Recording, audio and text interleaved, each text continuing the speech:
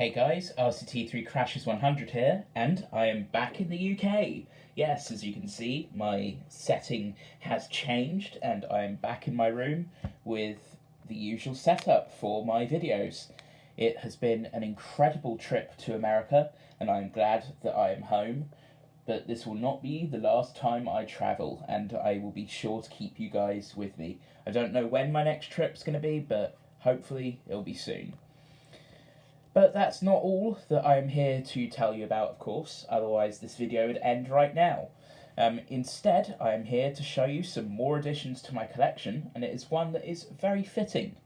So first of all, we have the Royal Mint Britannia and Liberty 1 ounce silver coin.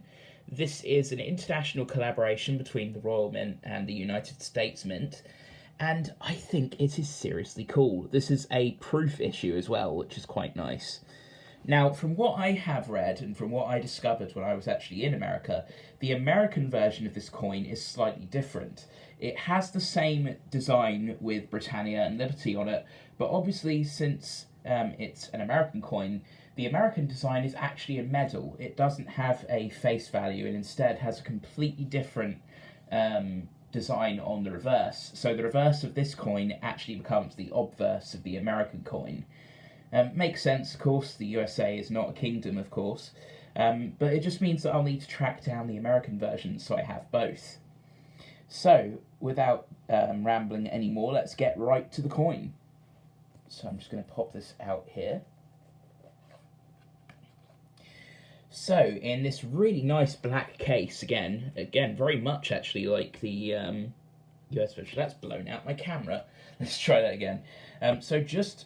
Oh wow, that is actually not liking my camera. I don't know what the effect of this is actually going to be like in the video, but hey, it's showing off the the mint emblem on there very well. Let's put that down there. That sorts things out. Let's pop this open. You can see I have got the 737th coin, which is quite cool. So let's put that down here, and we'll pull the coin out. Always feels cool to hold one of these coins, and I really like this one, actually. Funnily enough, the font they've gone with for the outside here is Copperplate Gothic, or at least kind of a variant of that. Very familiar if you've used Microsoft Word. I don't think it actually is Copperplate Gothic, but it looks very similar with this sort of very sort of square-edged font. So, in proof condition, with these really nice fields here, we have the reverse design, and I did actually write down the names this time so I don't forget, by Gordon Summers and Joseph Menner, which is really nice. I like that we went with the standard Britannia design here, for Britannia with the trident, and obviously if we turn this around, we have this really nice depiction of Liberty as well, with stars in her hair, which is quite cool, and of course we have the torch.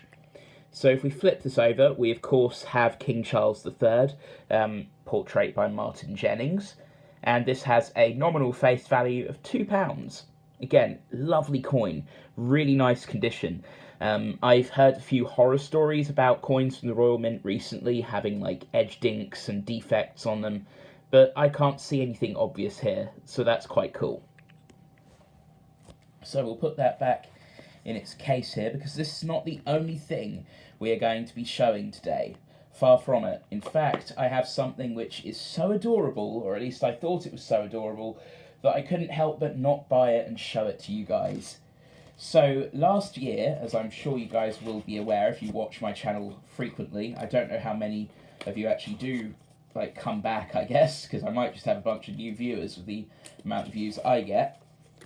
So I'll show it anyway. I purchased this tiny 1/20th ounce silver Britannia from 2014. So as you can see here, it's got this really small amount of detail, but it's actually all still packed in, and that's really cool. And again, we have Ian Rank Broadley's portrait of Queen Elizabeth I on the obverse. And it has, actually, I need to look this up. Yep, there you go. It has a silver value of 5 pence, face value of 5 pence, sorry. Why am I showing this to you again? Well, this is something new that the Royal Mint has just brought out over sort of the last year. These are so new, there aren't actually that many of them around yet. They brought in the most adorable, tiny proof gold coins I can ever think of. These are 1/40th of an ounce in weight, meaning that they are actually less than a gram. These are firmly fractional silver coins, and I know that might turn some people off because I know most people tend to go for gold sovereigns or like the Eagle or Britannia or that sort of thing in the more standardised 10th quarter,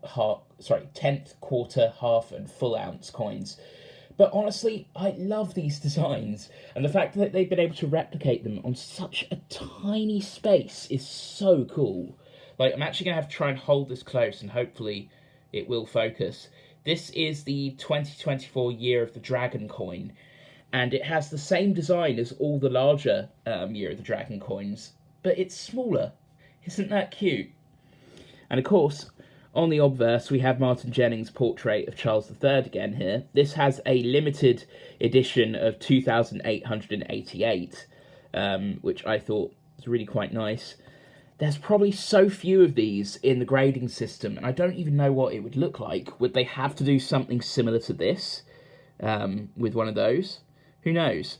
So I'm just going to put those together there just to sort of show them in size. They are about the same size, despite this being only half the weight of that, which is a good way of showing off sort of the differing density between gold and silver. But that is not the only one of these I purchased. This year is the 200th anniversary of the RNLI, and so I purchased one of these as well. Same weight, same obverse on the back here, but if I zoom in really, really closely, it has the RNLI emblem on it, with the RNLI, of course, standing for the Royal National Lifeboat Institution. Essentially, our lifeboats. Yeah, there you go. You got that on there. Why not? I'm going to zoom out here again. And just for comparison, I actually have one of my half sovereigns from one of my videos earlier, and you can sort of see the difference in size with these two as well. Oh, God. My camera is acting up. Hang on. Or rather, the iPad I use, it's swiveling around on its stand. Let's get that back together. Because this might be the last shot for now. Let's put that in on focus. Come on. It's not going to focus, is it? Let's try that again. There we go. So there we go. It just kind of shows off the difference in size. Again, the half sovereign is much larger than one of these tiny little things. I might as well show the stats for the RNLI one as well. Let's put that to one side. So with these ones here, there is a limited edition packaging of 2024 with a maximum combined mintage of 2034. I assume that's what MCM stands for. Yeah, honestly, I really like these coins. Would I get them? Honestly, I probably would, because I have a feeling this is a line which may not last very long. Who knows, maybe if gold gets even more expensive, these might become, more mass-produced. But for now, they seem to be in these really limited numbers, which is pretty cool if you ask me, and I think that gives me an incentive to buy more. These only cost me about £99 each, so that kind of gives an idea of what the numismatic value on something this small actually is. So, with that being said, I'm RCT3 Crashes 100, and I hope you enjoyed this video. I'm back to making videos in the UK. I don't know how frequent I'm going to be making videos from now on, because I do have to actually find myself another job to make more money, hopefully, so I can make more videos. So that will come further down the line. But for now, I hope you enjoyed this video. I'm RCT3 Crashes 100, over and out.